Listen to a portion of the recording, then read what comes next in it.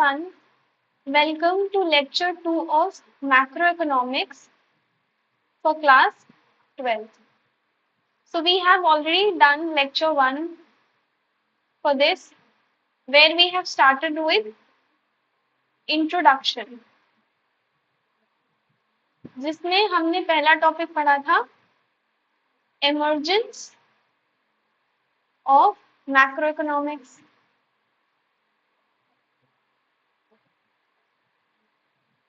Right अभी इसी introduction को हम कंटिन्यू करेंगे और हम पढ़ेंगे some basic concepts of macroeconomics. Now हमारा जो चैप्टर 2 है which is national income accounting, इसका जो बेस है वो आपको इस वाले टॉपिक से मिलेगा, some basic concepts of macroeconomics से. So this is episodic explanation. Please make sure कि आप सारे लेक्चर्स देखें for better understanding of the whole syllabus. All right. So let us first begin with difference between macro and micro in very short. See, microeconomics, as we have discussed in our class 11th also, ये individual market and consumer से related होता है, जबकि macro economics entire economy, ये aggregates में बात करता है. It sees the economy as a bigger picture और ये उस पिक्चर के छोटे छोटे एलिमेंट्स, इंडिविजुअल एलिमेंट्स के बारे में बात करता है. Microeconomics it focuses on supply and demand, price determination, consumer behaviour etcetera. Macroeconomics में क्या हम पढ़ते हैं? About national income, inflation, unemployment, economic growth. So as you can see from here, दोनों का सब्जेक्ट मैटर कितना डिफरेंट है. की प्लेयर्स क्या होते हैं माइक्रो इकोनॉमिक्स के? हम इंडिविजुअली हाउस होल्ड्स के बारे में पढ़ते हैं, ठीक है, जैसे consumer equilibrium, consumer surplus, producer surplus and industries. Macro economics में government, central bank, international organisations etcetera. See कुछ एग्जांपल्स हैं माइक्रो के, विच इज इलास्टिसिटी, ठीक है, इलास्टिसिटी ऑफ डिमांड हमने पढ़ा था, इलास्टिसिटी ऑफ सप्लाई हमने पढ़ा था, यूटिलिटी, प्रोडक्शन कॉस्ट, ऐसे these are the examples of micro. Macro में we deal with GDP, fiscal policy, monetary policy etcetera. ये हमेशा एग्रीगेट्स की बात कर रहे हैं. ये जितने भी वेरिएबल्स हैं ये सारे एग्रीगेट वेरिएबल्स हैं. ऑब्जेक्टिव क्या होता है माइक्रो इकोनॉमिक्स का? Generally maximization of utility, right. जबकि मैक्रो इकोनॉमिक्स का जो ऑब्जेक्टिव होता है वो बहुत वाइड होता है. It connects a lot of dots like economic stability. इसमें आप इंडिविजुअल चीज पे फोकस करके इकोनॉमिक स्टेबिलिटी अपने नेशन में नहीं ला सकते हैं. Then growth. So these two are the main objectives of macroeconomics, achieving economic stability and growth. Methodology क्या होती है? पार्शियल इक्विलिब्रियम एनालिसिस होता है माइक्रो में और जनरल इक्विलिब्रियम एनालिसिस होता है मैक्रो में, राइट. चलिए, डिड यू नो कि रैग्नर फ्रिश, he was a Norwegian economist and co-recipient of the Nobel Prize in Economic Sciences. He coined the terms micro and macro in the year 1933. See, micro was derived from micros, which meant small, and macro was derived from macros, which meant large. तो ये जो दो terms हैं, division micro और macro, ये किसने दिया था? रैग्नर फ्रिश ने इन द ईयर 1933. ऑल्दो दिया इन्होंने था, but Keynes is regarded as the father of modern macro economics. Micro economics को हम प्राइस थियरी या थियरी ऑफ फर्म भी बोलते हैं. मैक्रो इकोनॉमिक्स को हम इनकम थियरी भी बोलते हैं. चलिए, let us now start with other topic. Why do we study macroeconomics? See, first reason is to understand the entire economy. ठीक है, to get a broad view of the economy. जब हम large scale questions पे focus करेंगे, जैसे कि prices rise हो रहे हैं या फॉल हो रहे हैं, ठीक है, अनएम्प्लॉयमेंट की क्या सिचुएशन है, इकोनॉमिक हेल्थ इंडिकेट कर सकता है ये दोनों बातें. So focusing on entire economy is why we study macro economics. Analysing aggregate behaviour. Aggregates अभी हमने जब मैक्रो और माइक्रो में डिफरेंशिएट कर रहे थे तो हमने पढ़ा मैक्रो एग्रीगेट्स में डील करता है, तो एग्रीगेट बिहेवियर को वो एनालाइज करता है. इंडिविजुअल प्रोडक्ट्स को देखने के बजाय it analyses aggregate behaviour. Macro economics studies total production, price level and employment to give overall picture of the economy's condition. See, अगर हम किसी इंडिविजुअल पे फोकस कर रहे हैं, हम किसी इंडिविजुअल सेक्टर, एक एग्जांपल ले लेते हैं कि एक कोई फर्म है जो कि प्रोडक्शन कर रहा है चिप्स का, राइट. अगर हम सिर्फ इस पर फोकस करेंगे तो हमको सिर्फ इसके डिटेल्स मिलेंगे कि इस सेक्टर में एम्प्लॉयमेंट कितनी है, इस सेक्टर की ग्रोथ क्या है, ये चिप्स की महंगाई किस हिसाब से बढ़ती है घटती है. तो ये हमें overall health, overall economies health में हेल्प नहीं करेगा, राइट. इसीलिए एग्रीगेट बिहेवियर को एनालाइज करना जरूरी है. Next reason, recognizing economic problems. It identifies key economic issues such as inflation. Inflation एक economic problem है. महंगाई is not good for you. कोई भी चीज बहुत महंगी होती है तो हम उसको अप्रिशिएट नहीं करते हैं. We don't welcome it with open arms. Unemployment very bad for your economy. Growth, अगर ग्रोथ कम हो रही है, ठीक है, आपकी पॉपुलेशन बढ़ती जा रही है, ग्रोथ कम हो रही है, अनएम्प्लॉयमेंट बढ़ रहा है, इन्फ्लेशन बढ़ रहा है, so this will create a big problem in your economy which affects the entire country and its citizens. So recognizing economic problem is why we study macroeconomics. Other reason is formulating effective policies. To formulate effective policies, we study macroeconomics. See, government, they rely on macroeconomic data and analysis to make informed policy decisions.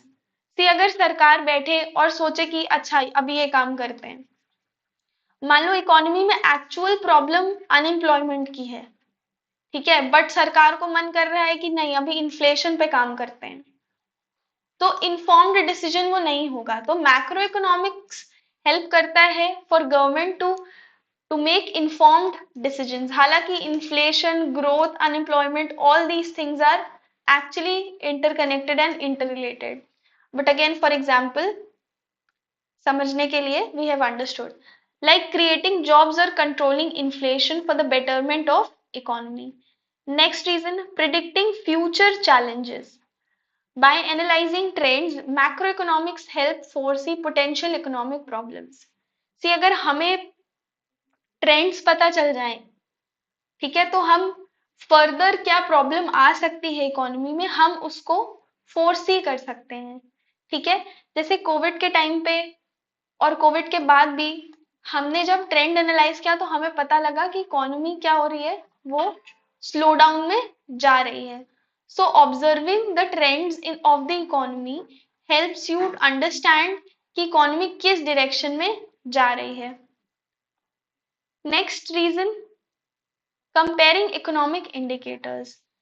Economic indicators को compare करने पे हमें economic performance को access करने में, उसको समझने में हेल्प मिलती है ताकि हम इम्प्रूवमेंट कर सकें.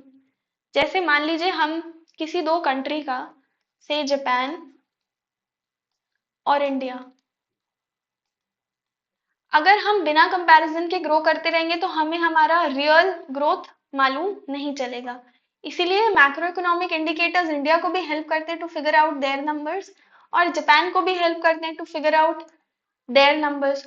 Now we both can compare with each other, किसकी ग्रोथ ज्यादा है, किसकी ग्रोथ कम है. ठीक है, आप लोग न्यूज पे पढ़ते होंगे, कभी सुना होगा कि यूएसए हमसे ज्यादा ग्रो कर रही है, या हम किन किन कंट्रीज से ज्यादा ग्रो कर रहे हैं, right? Conducting scientific investigations. Macroeconomics uses data-driven methods.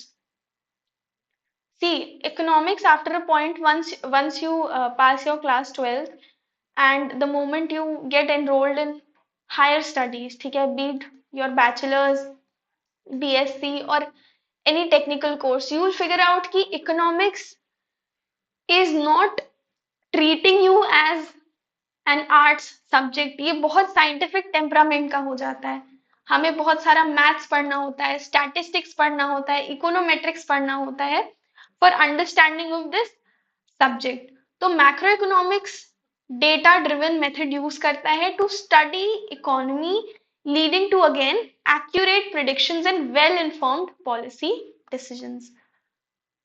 ठीक है, तो हमने यहां से क्या समझा? पहला, मैक्रो इकोनॉमिक्स एंटायर इकोनॉमी को हेल्प करने में मदद करता है हमें।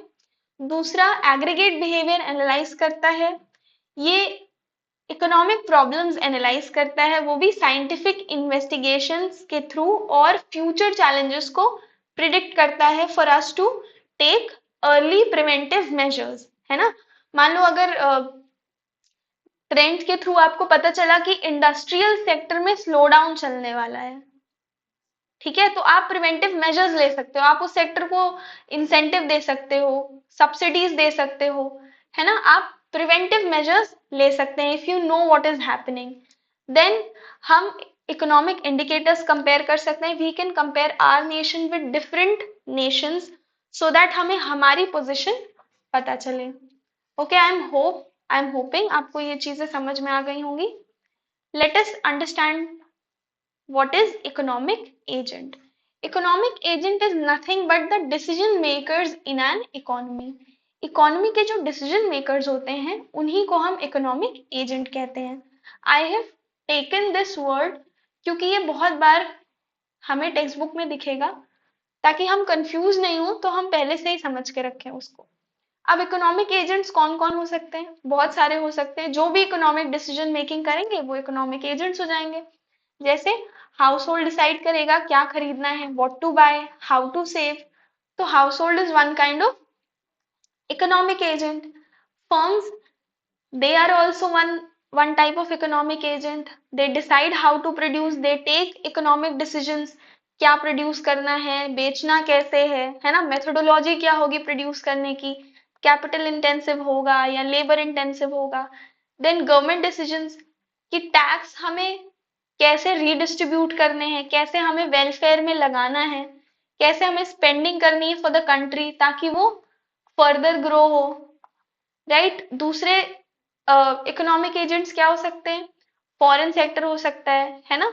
हम इंपोर्ट एक्सपोर्ट सुना ही होगा, import and exports. This this is one decisions that foreign sector is making.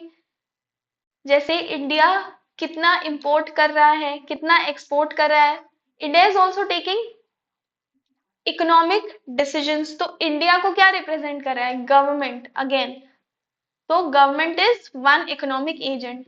Foreign sector, it involves trade between countries, banks, financial institutions, central bank, international organizations, all of these are economic agents. Now, two-way classification of goods. यहां से हम basic concepts of macro पढ़ेंगे, जो कि हमें कहाँ help करेगा? National income को समझने में, right? So these topics are really very important. Now first let us understand कि ये two way classification of goods किस बेसिस पे होता है। So it is done on the basis of end use. Alright, see, production and consumption, these two things are the core element of economic activities. ठीक है, different goods बहुत तरीके के हो सकते हैं, right? Pen, pencil, copy, milk, apple, big machineries, ships, these all are goods. Now they are classified on the basis of end use. And use के basis में हम इन डिफरेंट गुड्स को, जो कि अलग अलग कैरेक्टरिस्टिक्स दिखाती हैं, उनको हम डिस्टिंग्विश करते हैं. ऑल्सो इनकी इकोनॉमिक वैल्यू भी डिफर करेगी. सो what I mean is, goods are classified into different categories depending on their common characteristics या फिर उनका end use या फिर ultimate use. तो अभी जो हम पढ़ने वाले हैं, this is the most common characterization of your goods. Alright? So the first type of classification is consumer good या फिर consumption good. We have consumer good, जिसको हम और क्या बोल सकते हैं, consumption good.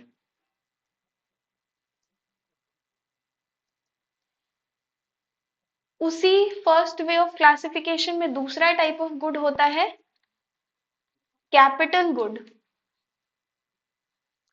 In the other way of classification इसमें दो टाइप्स होते हैं. पहला हम पढ़ेंगे, let me change the colour of pen. पहला हम पढ़ेंगे यहाँ पे फाइनल गुड के बारे में, दूसरा हम पढ़ेंगे इंटरमीडिएट गुड्स के बारे में.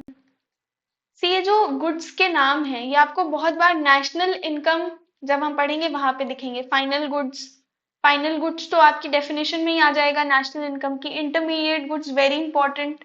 Consumer goods, consumption good, capital good, these things are very important. ये जो गुड्स के बीच में डिफरेंसेस है, इसको समझना बहुत जरूरी है, अदरवाइज नेशनल इनकम के टाइम पे कंफ्यूजन हो सकता है कि. चलो पहले हम स्टार्ट करेंगे अब कंजम्पशन गुड से. What are consumption goods? Consumption goods are the things that people buy and use for their own personal needs or enjoyment. ये ऐसे गुड्स होते हैं जो लोग खरीदते हैं उनके पर्सनल सेटिस्फैक्शन के लिए. These goods they directly satisfy human wants, जैसे कार, ठीक है, हॉस्पिटल, हेल्थ केयर, फूड, ये सब हमने कंज्यूम किया अपने सेटिस्फैक्शन के लिए, किसी और फर्दर प्रोडक्शन में इन्वॉल्व होने के लिए नहीं किया. सो पहली चीज, ह्यूमन सेटिस्फैक्शन के लिए यूज होते हैं डायरेक्टली. दूसरी चीज, हम इनको फर्दर प्रोडक्शन प्रोसेस में यूज नहीं करते हैं. ठीक है. कंजम्पशन गुड्स मेजरली चार तरह के होते हैं. यहाँ पे नॉन ड्यूरेबल को आप सिंगल यूज गुड्स, इन दोनों को आप एक ही समझ सकते हैं. So first is durable goods. Durable goods कैसे गुड्स होते हैं? Durable goods are the type of goods that last for a long time and provide utility over several years. इनको आप several years के लिए इस्तेमाल करते हैं and relatively ये higher value के होते हैं. Relatively of high value, है ना. जैसे कार्स, रेफ्रिजरेटर्स, फर्नीचर, ये सस्ते तो आते नहीं है, ये बहुत महंगे ही इसलिए आते हैं. पहला तो ध्यान रखना है कि ये ड्यूरेबल हो, तो हम जो इसमें मटेरियल यूज करते हैं वो ड्यूरेबिलिटी को ध्यान में रखते हुए करते हैं, तो दे आर एक्सपेंसिव. नाउ जो इनकी यूटिलिटी होती है वो हमें सेवरल ईयर्स में, over the period of time में मिलती है. ऐसा नहीं कि आपने आज कार खरीदी तो आपको तुरंत यूटिलिटी मिल गई. It's not like that. Car किस लिए यूज होती है? ताकि हम एक जगह से दूसरी जगह पहुंच जाएं. अब एक जगह से दूसरी जगह पहुंचने के लिए हम एक बार कार तो खरीदेंगे नहीं कि हम इस पॉइंट पे पहुंच गए, पॉइंट बी पे पहुंच गए तो फिर हमने फिर से नई कार खरीदी. Right. So this is one example of your durable good. Another example is your non durable good या फिर single use good. Non durable goods या फिर सिंगल यूज कंजम्पशन गुड्स ऐसे गुड्स होते हैं which are used up in a single act of consumption, जो कि आपने यूज किया और वो खत्म. They are consumed quickly and used up in a short period. ये अधिकतर perishable भी हो सकते हैं, यानी तुरंत खत्म होने वाले. ऐसे goods can be used only once and then are discarded. ठीक है. जैसे कुछ examples, petrol, match stick, milk, food items, soap, paper, ये सब क्या है, आपने कंज्यूम किया शॉर्ट पीरियड के लिए या तुरंत ही खत्म हो गए. Right. Another type of consumption good are your services. Services और गुड्स में डिफरेंस होता है, वील डिस्कस द डिफरेंस। ठीक है, एजुकेशन, सी मैं जो पढ़ा रही हूँ this is my service to you, but आप अगर टैबलेट, मोबाइल या लैपटॉप में देख रहे होंगे तो वो जो चीज है दैट इज गुड। ठीक है, वो टैंजिबल है। तो सर्विसेज क्या होती हैं? These are intangible goods that are consumed at the point of services and do not result in ownership. आप उसको ओन नहीं करते हो। ये ऐसा नहीं है कि आप इसको दूसरे को दे दो और फिर वो दूसरा तीसरे को दे दे। You can not own my teaching and then you cannot keep passing my teaching. So it is a skill. Healthcare, transportation, all these types are your consumption good but service form में. Next is semi durable goods. Semi durable ऐसे goods होते हैं जो कि एक period, sorry 1 year से कम में वो इस्तेमाल हो जाते हैं, जैसे क्लोथिंग, शूज, ठीक है, किचन यूटेंसिल्स। हालांकि इंडियन सोसाइटी में क्लोथिंग तो 5-6 साल का डील होता है, राइट? मैं तो अपनी 4 साल पुरानी टी शर्ट भी अभी तक पहनती हूँ, so for me it is very very durable. See goods that last longer than non durable goods but shorter than durable goods, ये नॉन ड्यूरेबल और ड्यूरेबल के बीच में आते हैं, इसीलिए सेमी ड्यूरेबल गुड्स, राइट? चलो, आई एम होपिंग ये चीजें समझ में आ गई होंगी। Next is again as I said हम डिफरेंस देखेंगे गुड्स एंड सर्विसेज के बीच में। गुड्स क्या होते हैं? ये अधिकतर टैंजिबल होते हैं, आप इन्हें छू सकते हैं, जैसे ये बुक्स, ठीक है, इन्हें हम देख सकते हैं, इन्हें हम ओन कर सकते हैं। ये बुक अगर आपने खरीदी है तो आप इसके ओनरशिप हो गए, ओनरशिप आपके पास है इसकी। सर्विसेज क्या होती हैं? दीज आर इनटैंजिबल एक्टिविटीज और benefits provided by one party to the other, जैसे अभी डिस्कस किया था my teaching, it is a service. Tangibility, again goods tangible होते हैं और सर्विसेज इनटैंजिबल होती हैं। ओनरशिप आपके पास होती है, इसको आप ट्रांसफर कर सकते हैं, ये सेलर से बायर को ट्रांसफर हुई जैसे, ठीक है, तो ओनरशिप आपको मिल गई। बट सर्विसेज में ओनरशिप नहीं होती है ना? नेक्स्ट इज, अगर आपको आप सेटिस्फाई नहीं हो उस चीज से तो आप उसको रिटर्न कर सकते हैं, but services once provided it can not be return. इन्हें हम स्टोर कर सकते हैं फॉर फ्यूचर यूज, सर्विसेज को हम स्टोर नहीं कर सकते। There is a time lag between production and consumption in goods. Production and consumption occur simultaneously in case of services. जैसे if I am teaching तो मैं तुरंत ही प्रोडक्शन कर रही हूँ और आप तुरंत ही कंज्यूम कर रहे हैं। बट अगर हम गुड्स की बात करें, जैसे एक पेन है, पेन को बनाने में टाइम लगता है, आप डिजाइन बनाओगे पहले उसका, फिर कलर वगैरह डिसाइड करोगे, फिर उसके बाद मटेरियल डिसाइड करोगे, है ना? ऐसे धीरे कर करके फिर आप फाइनली क्या करते, प्राइस डिसाइड करते हो और बेचना शुरू कर देते हो। So there is a time lag here. दूसरा, goods are easy to evaluate but services they are difficult to evaluate before purchases. Alright, so this is the difference between goods and services. I hope you have understood. Now let us move towards capital goods. Very important for you to understand. Capital goods are fixed asset. ये fixed asset होते हैं of the producer that businesses use to produce goods and services. They are not finished goods. Instead, they help in the production process. Use of these goods leads to depreciation, yes, which is loss of value of fixed asset when they are used, when these are rapidly used. Depreciation क्या होता है? Wear and tear of any machine. मान लो ये machine है, इसको हम year by year use किए जा रहे हैं, सो इट डेप्रिशिएट्स। उसका जो फिक्स्ड एसेट है, machine is a fixed asset, अब इसके वैल्यू में जो लॉस होता है due to wear and tear, due to rapid use, due to often using the same machine repeatedly, उसको हम क्या बोलते हैं? Depreciation. Now understand these two things, ये नट बोल्ट और ये हैमर, ये भी हम प्रोडक्शन के लिए इस्तेमाल कर रहे हैं, है ना। कैपिटल गुड्स में हमने क्या पढ़ा कि ये बिजनेसेस को हेल्प करते हैं to produce goods and services, तो ये भी हमें हेल्प करते हैं to produce goods and services, और ये बड़ी बड़ी मशीन्स भी हमें हेल्प करती हैं to produce goods and services. But इन दोनों में से कैपिटल गुड्स क्या होगा, इन दोनों में से कैपिटल गुड होगा आपका ये बिग मशीन्स, यानी वो गुड्स जो हाई वैल्यू के होते हैं वही कैपिटल गुड्स होते हैं, right. Please understand this thing, capital goods are of high value only. दो चीजें याद रखनी है अब हमें यहां से। पहला, it is used in the process of production for several years, इनको हम प्रोडक्शन प्रोसेस में यूज करते हैं फॉर सेवरल ईयर। दूसरा, they are of high value. अगर आपने ये दो बातें याद रख ली तो आप हमेशा कैपिटल गुड्स और प्रोड्यूसर गुड के बीच में डिफरेंस क्रिएट कर सकते हो। सो कुछ एग्जांपल्स अगर हम प्रोड्यूसर गुड्स के लें तो एग्जाम्पल है बड़े बड़े प्लांट्स या मशीनरी,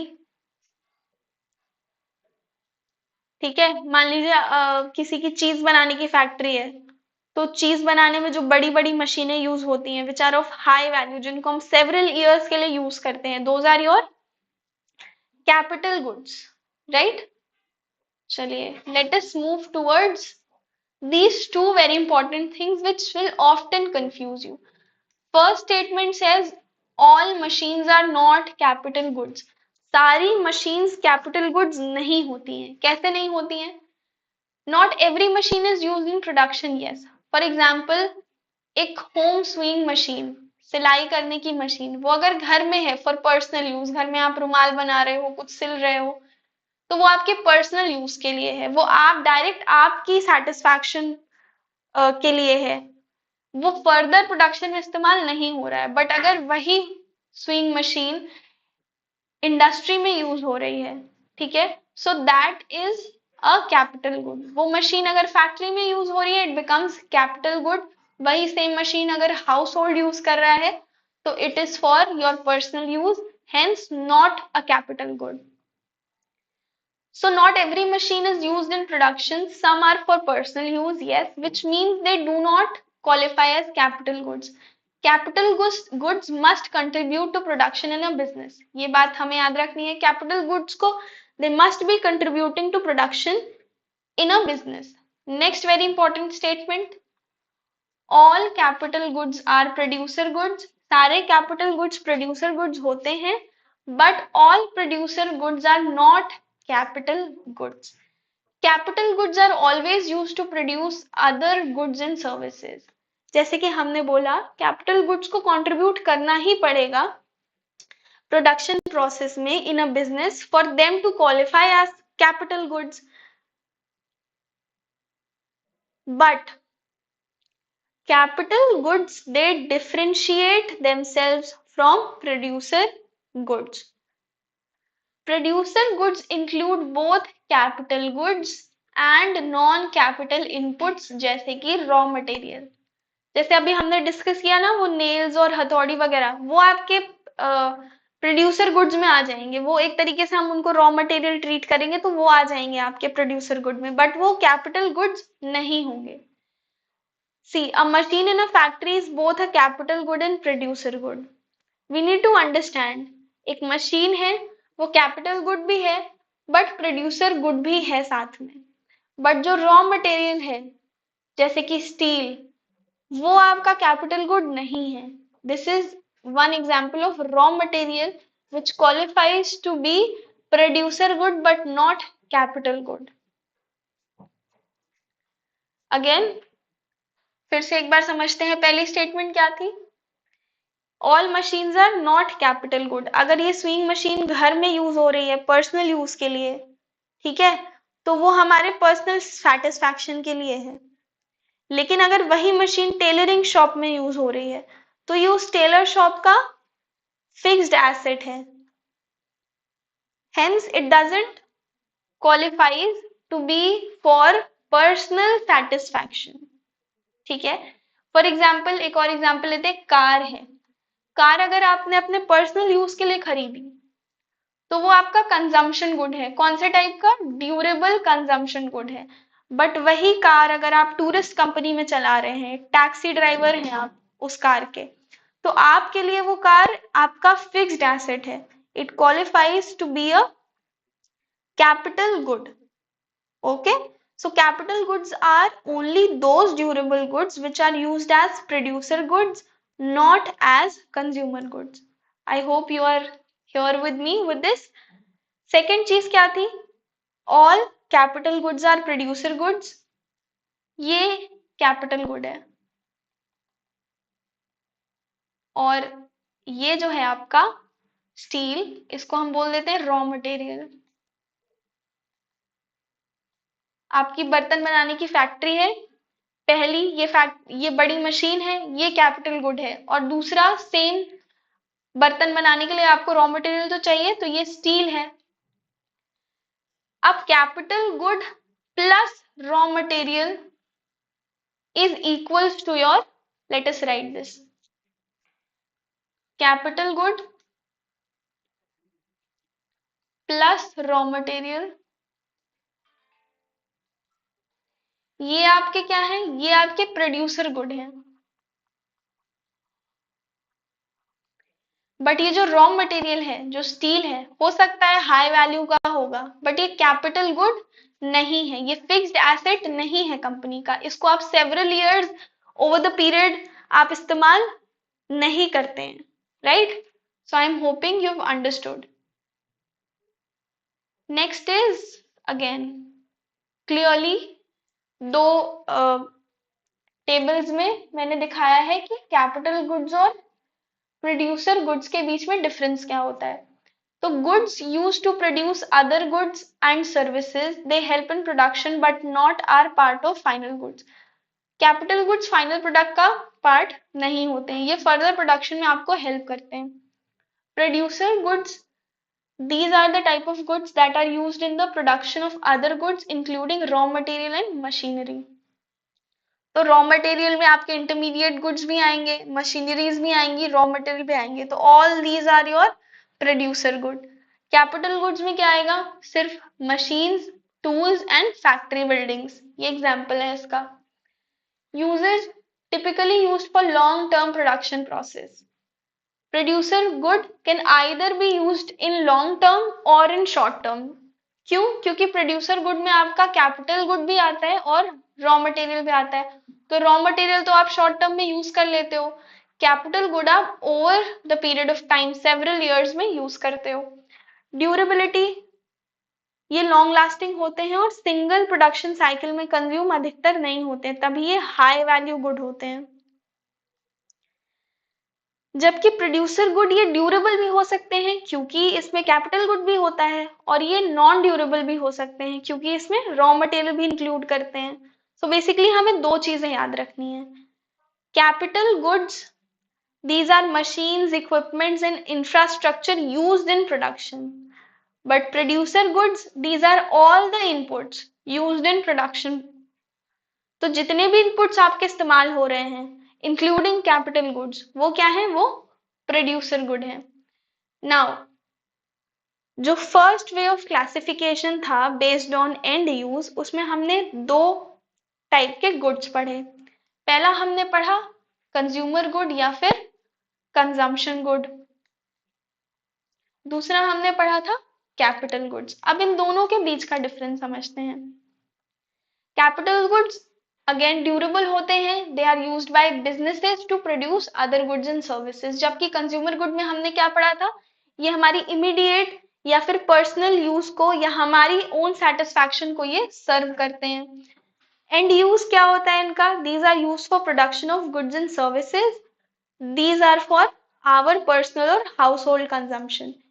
कैपिटल गुड पे जो हम एक्सपेंडिचर करते हैं वो हमारा इन्वेस्टमेंट एक्सपेंडिचर होगा, ठीक है? ये टर्म सुन के घबराना नहीं है, we'll be studying this in detail. अगर हम कंज्यूमर गुड पे स्पेंड करते हैं तो वो हमारा कंजम्पशन एक्सपेंडिचर में इंक्लूड होगा। जीडीपी में ये दोनों चीजें इंपॉर्टेंट है। कैपिटल गुड्स, अगर किसी इकोनॉमी में कैपिटल गुड्स का प्रोडक्शन ज्यादा हो रहा है, दिस इज वन इकोनॉमी, यहाँ पे आपके कैपिटल गुड्स का प्रोडक्शन ज्यादा हो रहा है, तो ये चीज क्या इंडिकेट करता है? ये चीज इंडिकेट करता है ग्रोथ ऑफ इकोनॉमी। क्यों? क्योंकि कैपिटल गुड्स फर्दर प्रोडक्शन में इस्तेमाल कर रहे हैं, तो अगर आप कैपिटल गुड्स में ही एक्सपेंडिचर बढ़ा रहे हो तो इसका मतलब है आपकी इकोनॉमी में कुछ तो बहुत अच्छा हो रहा है। Consumer goods on the other hand, again consumer goods भी अगर आप इंक्रीज कर रहे हो तो इसका मतलब है स्टैंडर्ड ऑफ लिविंग आपकी बढ़ रही है, स्टैंडर्ड ऑफ लिविंग आपकी बढ़ रही है। बट ये फ्यूचर, कंट्री के फ्यूचर में डायरेक्टली कंट्रीब्यूट नहीं करता है, जबकि कैपिटल गुड में एक्सपेंडिचर ये आपका फ्यूचर ग्रोथ में डायरेक्टली कंट्रीब्यूट करता है ना। चलिए नाउ, अच्छा there are few more points, you can even take screenshot for you to make notes. They indirectly improve quality of life by enhancing production capabilities. Yes, ये directly आपकी life को improve कर देते हैं by providing immediate satisfaction. Consumer goods में अगर हम spend ज्यादा करें, इसका एक्सपेंडिचर ज्यादा है, इसका मतलब हमारी लाइफस्टाइल अच्छी हो रही है, इसका मतलब है हमें क्वालिटी ऑफ लाइफ अच्छी मिल रही है, राइट। टिपिकली ये ड्यूरेबल होते हैं कैपिटल गुड्स, इनको हम लॉन्ग पीरियड के लिए यूज करते हैं repeatedly. Consumer goods on the other hand ये ड्यूरेबल भी हो सकते हैं, ये नॉन ड्यूरेबल भी हो सकते हैं, जैसे car, appliances, washing machine, right. These are types of your durable goods. Non durable goods क्या हो सकते हैं? जैसे फूड, क्लोथिंग, जो पेरिशेबल होते हैं वो नॉन ड्यूरेबल होते हैं ज्यादातर। इनका पर्पस क्या होता है? टू जनरेट इनकम और facilitate production. Capital goods, consumer goods का जो पर्पस होता है, it is to satisfy personal needs और desire. Examples of capital goods में big machines, factories, commercial vehicles etcetera. Some examples of consumer goods are clothes, food, home appliances जैसे air fryer, washing machine, vacuum cleaner, या personal vehicles, scooty, scooter, car, right? These are generally capital goods are owned by businesses or producer for productive purposes. And consumer goods are owned by individuals or household for personal use. ठीक है, जैसे ये car है, this is a machine, durable one, but if used for personal requirements, this is your consumer good. But अगर यही same car taxi driver चलाएगा तो ये कैपिटल गुड हो जाएगा, राइट। चलो अभी आपको याद क्या बातें रखनी है? पहला कि हम मैक्रो इकोनॉमिक्स क्यों पढ़ते हैं। सी एग्जाम में तो पीवाईक्यूज जब मैं देख रही थी तो मैंने नहीं देखा बहुत बार पूछा गया है कि मैक्रो इकोनॉमिक्स हम क्यों पढ़ते हैं, बट आपको अंडरस्टैंडिंग के लिए ये चीज जरूरी है। दूसरा, हमने पढ़ा माइक्रो और मैक्रो के बीच का डिफरेंस, जो कि एक जर्नल ओवरव्यू था। आई एम श्योर आपको ऑलरेडी इस चीज का आइडिया होगा। तीसरा वेरी इंपॉर्टेंट चीज हमने पढ़ी, to way classification of good. इसमें से आपको क्या बातें याद रखनी है? पहले तो आपको कंज्यूमर गुड्स के सारे टाइप्स याद रखने हैं। दूसरा आपको याद रखना है कैपिटल गुड्स। कैपिटल गुड्स में अगेन आपको पहले तो याद रखना है कि कैपिटल गुड्स क्या है और उसकी दो इंपॉर्टेंट क्वालिफिकेशन क्या है जो कि हमने पढ़ी हैं, which is process of production for several years, another was they are of high value. दूसरा हमें पढ़ना है कि कैपिटल गुड्स प्रोड्यूसर गुड्स से कैसे डिफरेंट होते हैं, इनका डिफरेंस। अगर हम P को डिनोट करें प्रोड्यूसर गुड से तो it will equate to capital good plus raw material. इतना याद रखेंगे तो आपके लिए अभी के लिए ये काफी है, राइट। चलिए let us meet in other lecture. Thank you. Stay safe and keep studying.